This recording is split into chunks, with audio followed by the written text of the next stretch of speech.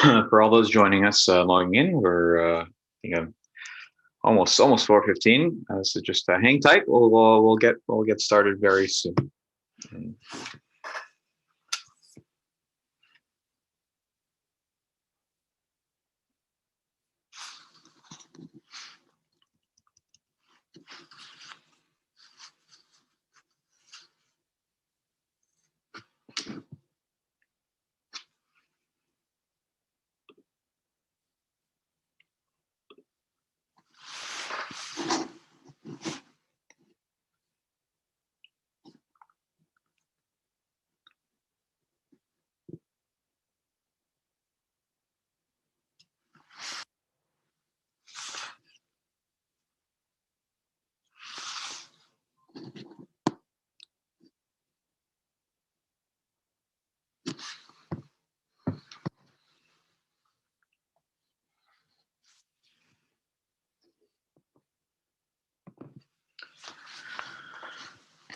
just turned 4:15 a moment ago. We're just going to wait another minute or maybe even two. I just want to make sure everybody logs in and catches the beginning as well.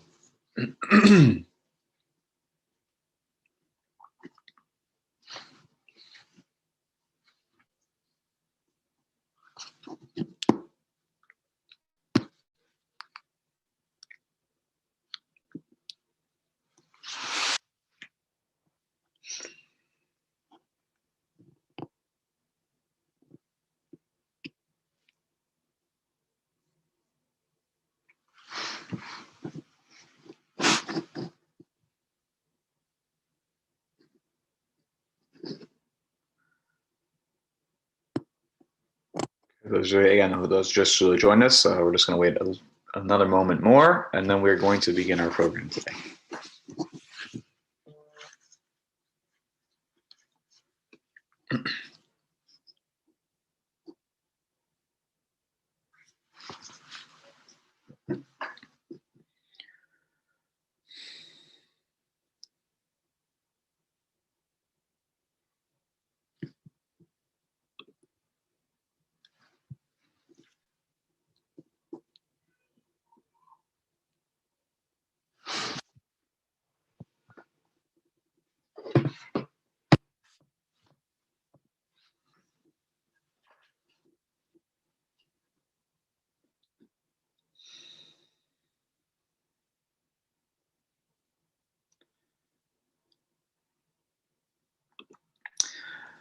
Okay. Thank you all for joining us today. While Dr. Bernstein needs no introduction to our community as a frequent guest lecturer, and also he has led some of our heritage missions, I believe, to Poland twice, if I'm not mistaken. But I'll make sure to give a proper introduction, though, as well, which is that Dr. Bernstein is the dean of Pardes. He holds a BA, an MA in history, and a PhD in religious education from NYU. Dr. Bernstein has been in his position of Dean of Pardes since 1998. Before that, he was a director of Midrash at Lindenbaum for 12 years. As well, in the 90s, he was a Jerusalem Fellow at the Mandel School for Jewish Education in Jerusalem. And before making Aliyah in 1984, Dr. Bernstein was the director of informal education at Ramaz on the Upper East Side, where he created and taught a 2-year curriculum integrating world and Jewish history. It is our great pleasure to welcome Dr. Bernstein again into our midst, again virtually. Today he'll be discussing the family feud of Abraham and Lot, disagreement versus baseless hatred. Dr. Bernstein, take it away. Thank you, Rabbi Klinger. It's always a pleasure to be back in Scarsdale, to see some familiar faces, or at least familiar names, because cameras are off. And thank you. Thank you very much. I'm just going to share screen.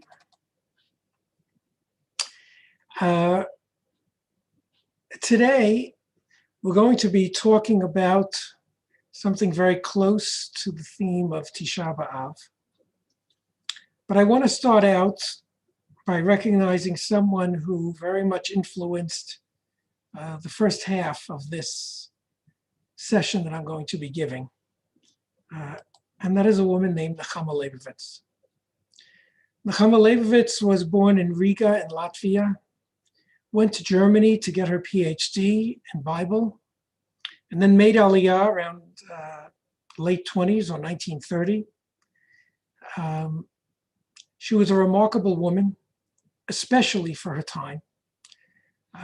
In those days, there were very few women scholars of Tanakh in the Jewish world. And she was not only a great scholar of Tanakh, but also a remarkable teacher of Tanakh. I was very privileged to learn with her for a year in her home. Really 2 half years, once when she was in her 70s and once when she was in her 90s, the last year that she taught. And she passed away at the end of that semester. I want to say about Nechama that over and above her scholarship, over and above the fact that she was a professor of Bible at Tel Aviv University and at Hebrew University, and that she won the Israel Prize, which is kind of like Israel's Nobel Prize. She was a woman who had strong opinions, but she also was very humble. She was very modest. She asked that on her matzeva should be written only one word, Mora, teacher, not professor, not winner of the Israel Prize. She was asked to go abroad to teach at the leading universities. No doubt she could have been a scholar in residence anywhere she would have chosen. She chose never to leave Israel from the time she made Aliyah. She was a person of great principle and would say, if people want to learn with me, let them come to Israel and learn with me here. She was modest also in her living. I remember well her apartment where we studied, a small group of Jewish educators with her, right near the central bus station on Rehov HaTzvi. Maybe there are some of you who were privileged to have that experience as well. It was the quintessential old Israel apartment. A tiny kitchen with old cabinets and one of those old style refrigerators, even in the 1990s. A small bedroom and a living room. The living room was where we met, around a very big table that took almost the entire room, a seminar table. And all around the walls were her books and her Gilyonot. Take a look at this picture in the background. You can see her Gilyonot, her Parshat Shavua sheets that she would send out to hundreds, if not more people, teachers, asking them questions about the Parsha. They would return them by snail mail, and she would go over every single one and send them back to them. She was really a remarkable woman, and I owe much of my understanding of Tanakh to her. But she was also a great role model, one that I can only aspire to. I can't say I have the strength of her principles, which really were truly remarkable. I want to start not with Nechama, but with the Gemara. It's Tisha B'Av, at least for you. It's over for me. There's hope for you, don't worry. It's all okay. The Gemara in Masechet Yoma says the following. I'll read it in English. Due to what reason was the first temple destroyed? It was destroyed due to the fact that there were 3 matters that existed in the first temple: idol worship, forbidden sexual relations, and bloodshed. Avodah zarah, gilui arayot, and shvichut tamim. These are the 3 cardinal sins in Jewish life. These are the only 3 things that we're told that we have to die rather than commit. If somebody, God forbid, held a gun to your head and said, eat pork, you're supposed to eat the pork, not die. And that's true of all of our mitzvot, Shabbat as well, but not about these 3. These 3, yeheregu val yavor. You should rather die than commit these sins. And that's why the first Beit HaMikdash was destroyed. However, considering that the people during the Second Temple period were engaged in Torah study, observance of mitzvot and acts of kindness, and that they did not perform the sinful acts that were performed in the First Temple, why was the Second Temple destroyed? The Jews of the Second Temple period were Shomrei Mitzvot and Lomdei Torah. It was destroyed due to the fact that there was wanton hatred during that period. That comes to teach you that the sin of wanton hatred, sinat chinam, is equivalent to the three severe transgressions: idol worship, forbidden sexual relations, and bloodshed. The Gemara continues, they were wicked. However, they put their faith in the Holy One, blessed be He, meaning they were believers. They were religious Jews. But they suffered from the sin of wanton hatred, of sinat chinam. The Netziv, Rav Naftali Tzvi Yehuda Berlin, who wrote the commentary on the Torah called Ta'emek Davar, was the Rosh Yeshiva of Volozhin for more than 40 years. And some of you have been with me in Warsaw, where we visited his Ohel, which he shares with Rav Chaim Soloveitchik, Rav Chaim of Brisk, the Rav's grandfather. And the Netziv, in his Ha'emek Davar, writes an introduction to each Sefer. And Sefer Breshit he calls Sefer HaYashar. And this is what he writes.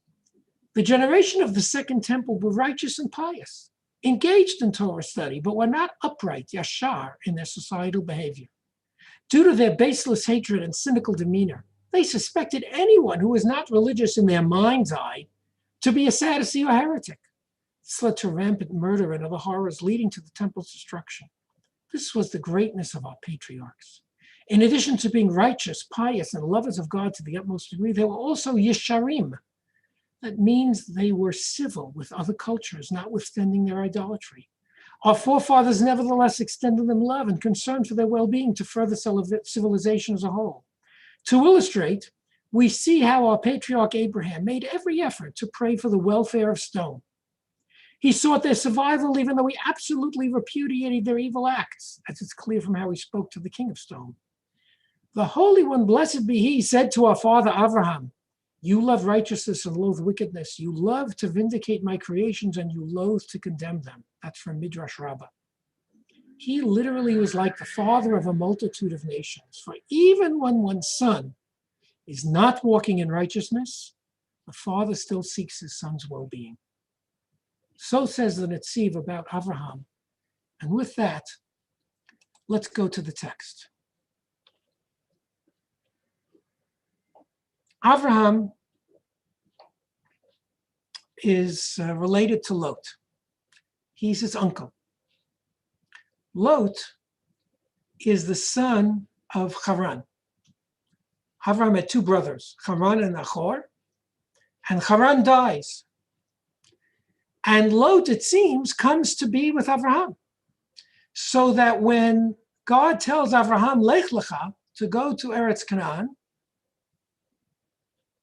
Abraham takes Lot along with him, his orphan nephew. And note the Hebrew, Vayikach Avram et Sarai ishtov et Lot ben Achiv. There isn't a word for nephew in Hebrew. In Hebrew, we say ben Achiv, the son of a brother. And when you think about it, Avram and Sarah were quite old. They were childless. God had not yet promised them progeny. And even if he did, we know that later when he did, Abraham was skeptical. So Abraham and Sarah take this young nephew of theirs on this journey to Canaan. What must have they been thinking, Abraham and Sarah and Lot?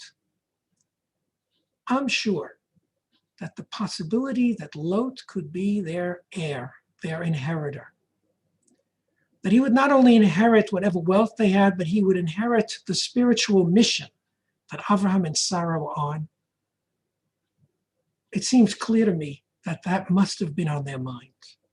And note again the Hebrew, Ben Achiv, the son of the brother, not just a nephew.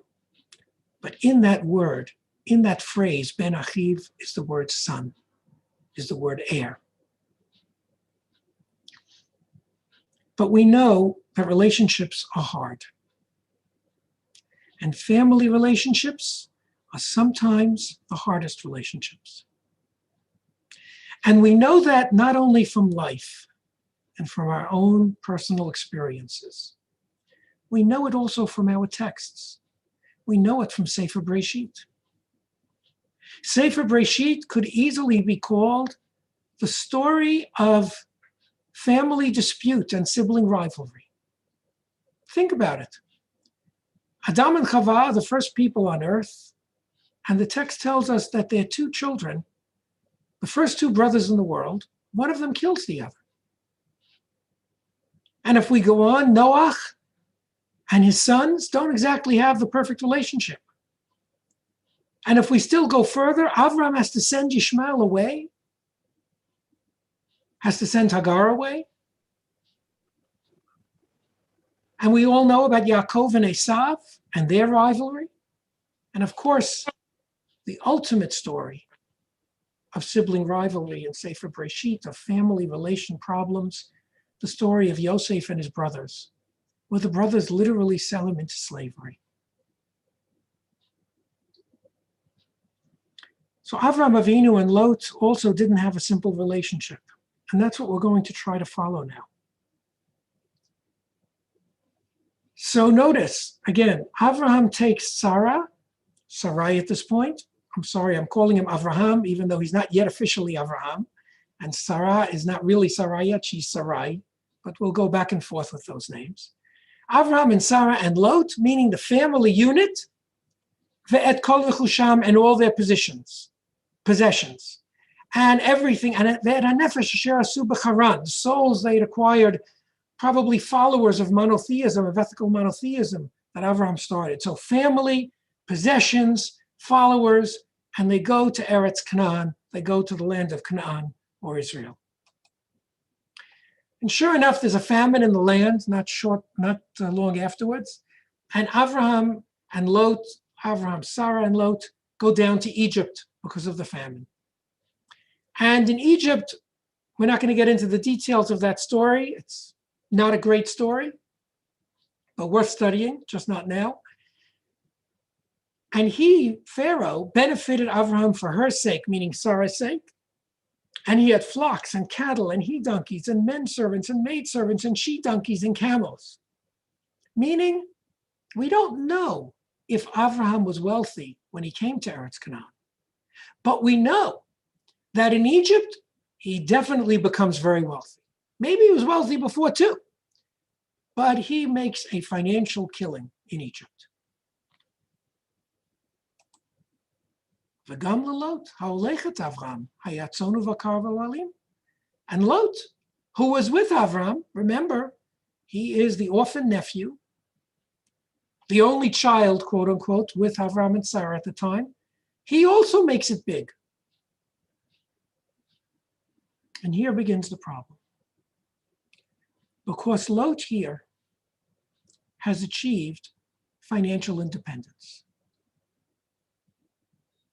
He is no longer dependent financially on Avram. So now, they leave Egypt to go back to Canaan.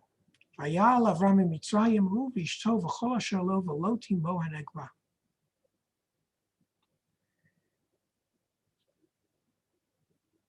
Avraham and Sarah and all their property and Lot, and they all go back to the Negev, to the land of Israel. ולא נשא אותם הארץ לשבת יחדיו, כי היה רכושם רב ולא יוכלו לשבת יחדיו. The land didn't bear them to dwell together, for their possessions were many. They couldn't dwell together. Meaning, as far as we know, they got along fine before. But their possessions, let's call it money in modern terms, came between them. And by the way, the Torah doesn't seem to assign blame at this point. It seems to be rather even-handed. They don't get along. There's a quarrel between their herdsmen. It doesn't assign blame at this point. And while the text tells us, that it was the property that came between us, Nechama Leibovitz pointed out something that I never would have found on my own. If we go back, when Abraham goes to Eretz Canaan, when he goes to the land of Israel, look at the order of the words. Abraham, Sarah, his wife, and Lot, and all their possessions, meaning the family, inclusive of Lot, and all of their possessions. Now, when they come back from Egypt, Vayal Avram in Mitzrayim, Avram comes from Mitzrayim, he and his wife, hu v'ishto, v'chol shelo, all his possessions, v'lot imo anegba.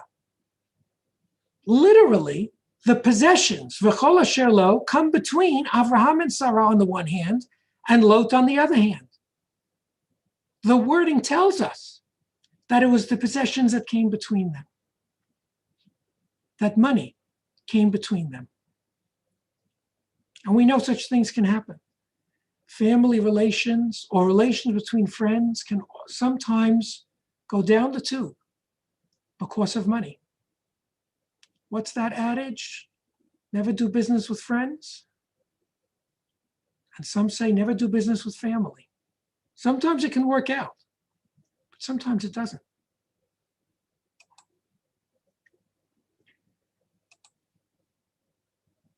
So now, Avraham and Lot, their herdsmen are fighting. Clearly, Avraham and Lot are no longer in the same relationship as they were. And I want to read to you, I'm sorry I didn't put it up, but I want to read to you the pasuk, the verse before this one that's on your screen. Verse 8 in chapter 13.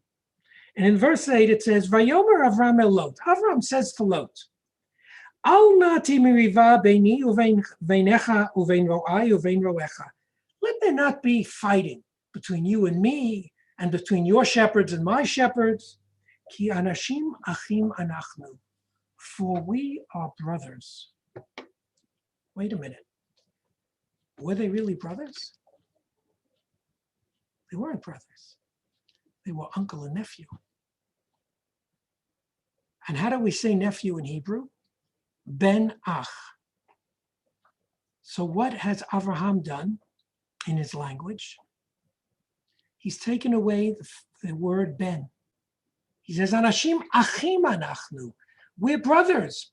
We're no longer in a position of a parental figure and a possible heir.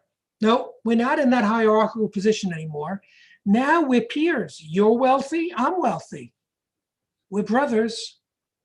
You're not going to inherit because you're clearly not my heir. You're no longer the ben, you're only the ach. And then Avraham says, Halo kol haaretz lefanecha. The whole land is before you. Hipared na me'alai. Separate from me. Im hasmol ve'imina, ve'im hayamin ve'asma'ila. If you go left, I'll go right. If you go right, I'll go left.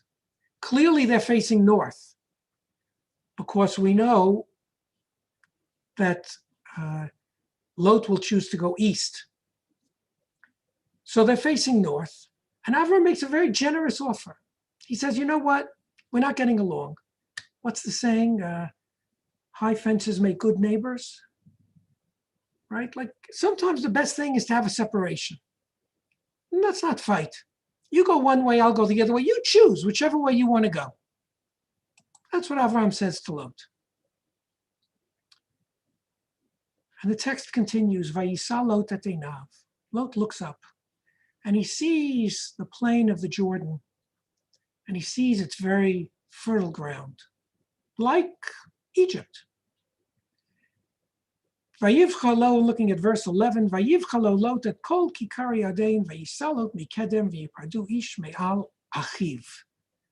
Lot chooses to go east to stone, and they separate one from the other, meaning from the other brother. Again, not ben achiv anymore, achiv. They separate. Avram yashav be'eretz Canaan. Avram goes to the land of Canaan. Lot yashav barei kikar ve'ahalad stone. He goes to stone. And as one of my colleagues at Pardes, Rabbi Michael Hatton, pointed out to me, Lot chose Las Vegas. He chose Sin City. And that's what it tells us in the next pasuk. V'anshei Sdom ra'im v'chataim l'Hashem ma'od. The people of Sdom were very evil and sinful against the Lord. Here I have to stop for a moment and recall that Rabbi Joseph Lookstein, Rabbi Haskell Lookstein's father, was the rabbi of KJ. I once heard a word from him about this pasuk, about this verse. He pointed out that the cantillation sign called etnachta,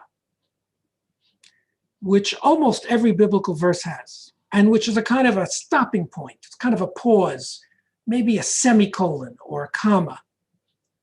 Let's look where it is here. Normally, we would read the pasuk, "V'anshei Sdom ra'im v'chataim l'Hashem ma'od." That's how the English translates it. The people of Sdom were very evil and sinful against the Lord.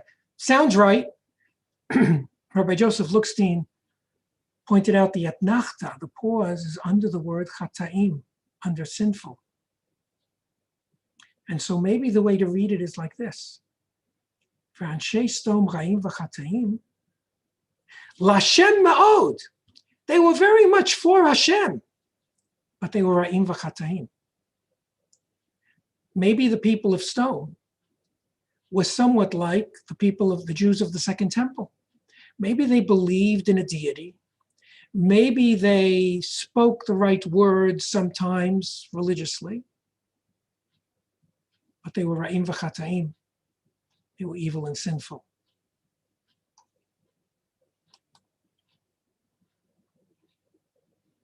Time goes on. We now move to the 14th chapter. And there's a war between 4 kings and 5 kings in the area. Vayishma Avram ki nishba achiv. Avram hears that Lot, again, his brother, it doesn't even say Lot at this point, his brother, when he really is his nephew, but he's no longer in that relationship. He's in a brother relationship, even though they don't get along. Avram hears that his brother is taken captive in this war between the 4 kings and the 5 kings. Now remember, they had a falling out so bad they had to separate.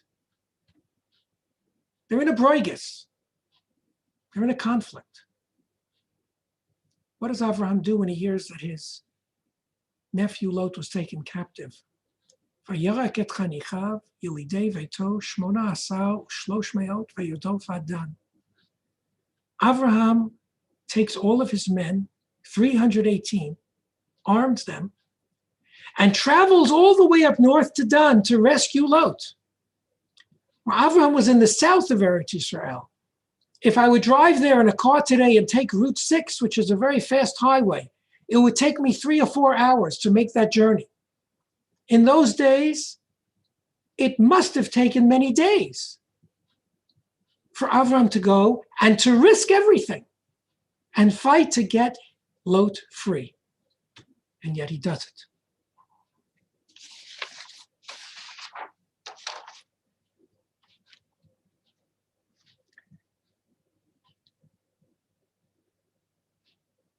I want to go back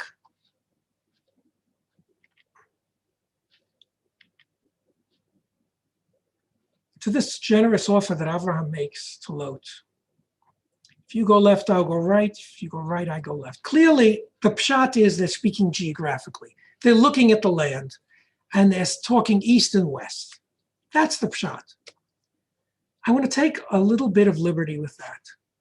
And I want to look at it through our 21st century eyes. And when I tell you that Avraham and Lot clearly had not only financial issues, but ideological issues. If Lot was willing to go to stone, it tells us that he had a very different theology or life ideology than Avraham did.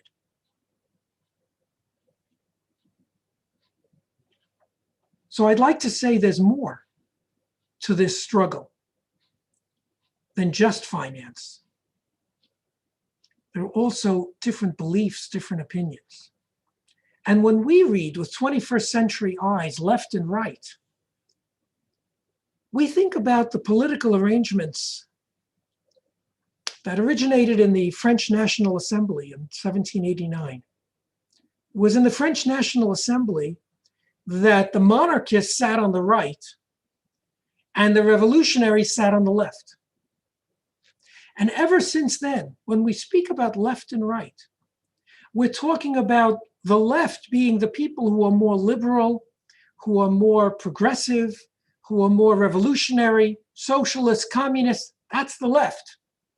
And when we speak about the right, we're talking about, in those days, the monarchists, in modern days, conservatives, reactionaries, fascists even.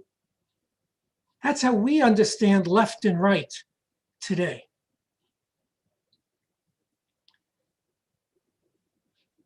And maybe that gives us something to reflect upon.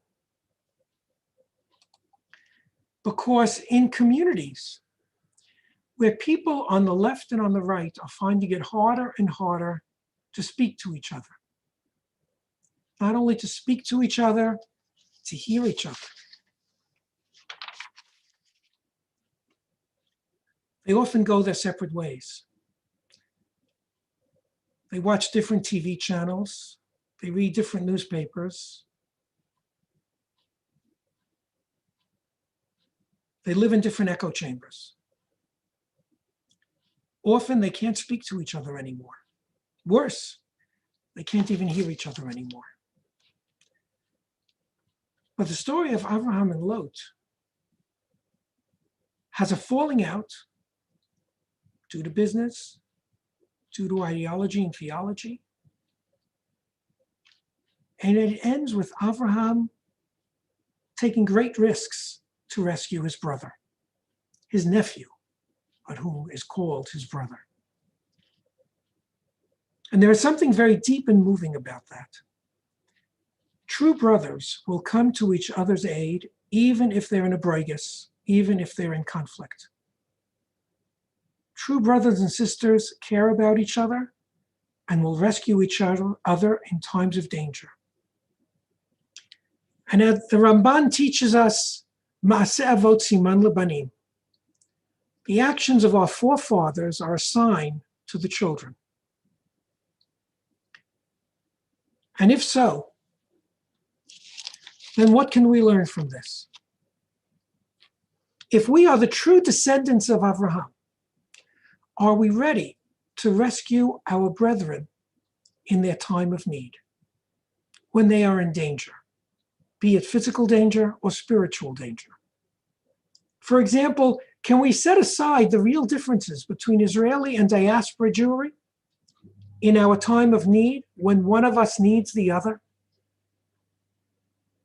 Moreover, can we work with people in our community with whom we disagree deeply about Israel? And I say to myself, as an Israeli, can I work together while disagreeing with others about the critical issues facing our country? And perhaps danger is not only physical, but as I said before, also spiritual. What about our brothers and sisters who don't come to shul?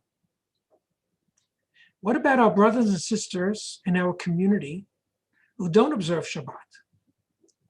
What about the half of American Jewry who, according to the Pew report, cannot read the Hebrew alphabet? What about the 87% of American Jews, according to Pew, who can read the alphabet but can't understand what they're reading? Are we ready to reach out to them? Are we ready to help them? Or have we moved too far away from them? Are they still brothers and sisters to us? And I ask myself the same question about secular Israeli Jews. None of this can be done in a patronizing way. Avraham and Lot are achim, they're brothers. They're no longer in a hierarchy. They're no longer uncle and nephew. But are we doing enough to reach out to those who could use an invitation to a Shabbat meal or an invitation to Hanukkah candlelighting? Are we helping those educational institutions that reach out to those who weren't privileged to have a strong Jewish education as children? Or are our relationships so fraught with tension that we sometimes can't speak to each other and can't hear each other? Do we run the risk of not being able to help each other in the hour of need? We need to learn from Abraham, our forefather, because Lot's descendants ultimately do rejoin the Jewish people. Remember that Ruth, is a descendant of Lot, a descendant of Moab. And when she converts to Judaism, she returns to Abraham's legacy. And if we take the Tanakh seriously, it's telling us that it is that reunion that leads to the birth of King David and to the ultimate redemption. The reunion of Abraham and Lot, at least in their descendants. It doesn't mean we can't have differing opinions and strong opinions, but we can't forget that we are brothers and sisters. If we can manage to reunite, God only knows what the limits are of what we can accomplish. I want to share with you something that Rabbi Tzvi Hirsch Weinreb, the Executive Vice President Emeritus of the OU, wrote a few weeks ago about the Nazir, the Nazarite. You know, the Nazarite takes vows of abstinence. He's not going to drink wine. He's not going to cut his hair. And interestingly enough, when he finishes his period of abstinence, he has to bring a sin offering, korban chatat. And the commentators all ask, why does he have to bring a sin offering? What did he do that was sinful? And more or less, they divide into two camps. On one camp is Rashi and others who say, you know, when he took those vows of abstinence, he reached a higher level of holiness. Now he's coming back down to normal human behavior. And so he has to bring a sin offering. The Rambam and others actually say the opposite. They say, you know what his sin was? His sin was taking the vows of abstinence. Because wine and hair cutting are things that are permitted to us in this world. And we should not deny ourselves the pleasures that are permitted to us in the world. And that's why he brings a sin offering. He never should have taken those vows in the first place. That's a long-standing debate amongst the commentators. But Rabbi Tzvi Hirsch Weinreb actually brought a great chidush in my mind. He said, perhaps the sin of the Nazir, of the Nazarite, was that when he took those vows, and he's living a life of a little bit of abstinence, he's looking down on other people. His sin was sanctimony, self-righteousness. He was looking down on other people because he felt himself to be on a higher religious level. We all know it's easy to be sanctimonious about our religious observance in relation to people who observe less than us or just differently than us. And we all know that we can be sanctimonious about our religious knowledge towards those who did not have the benefit of a strong Jewish education.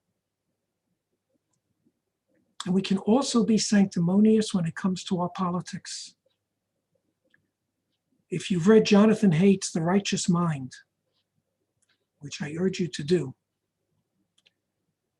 he writes there about how people have such strong political beliefs that they're so self-righteous that they can't believe that the people on the other side can be good.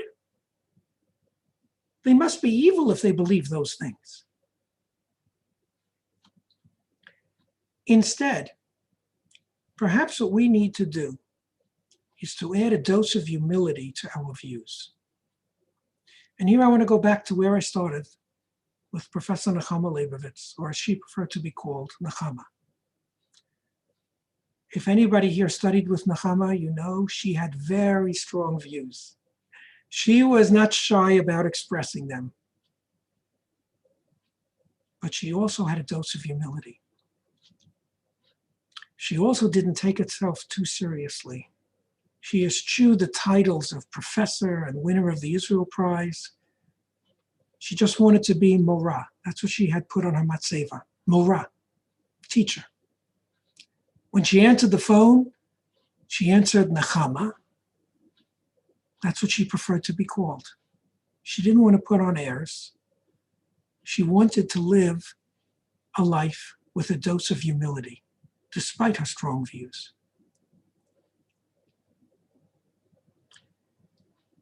We know that Moshe Rabbeinu's humility was his quintessential character trait. Va'ish Moshe anav ma'od mikol adam asher haya al pnei adama. He was the most modest of people.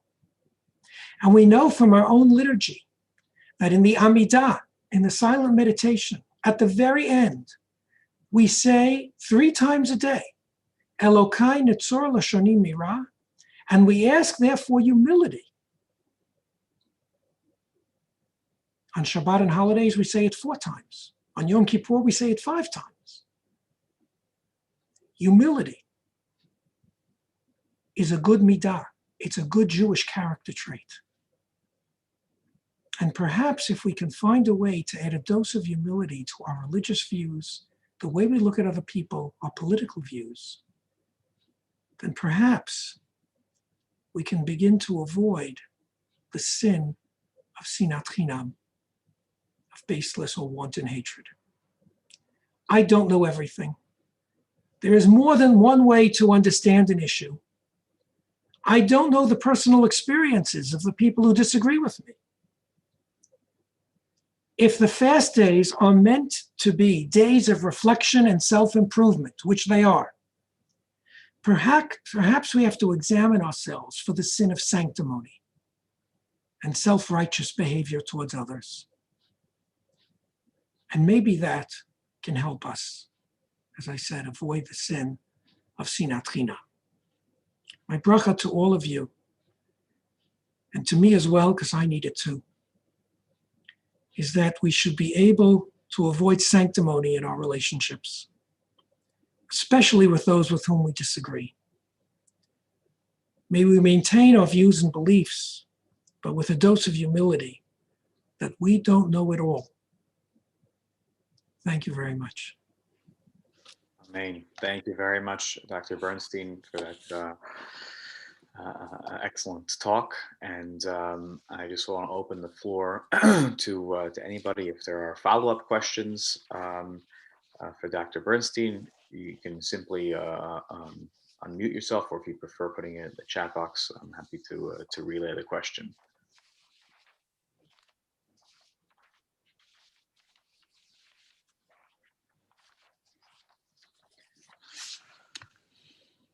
Just give everybody another few moments in case they're typing.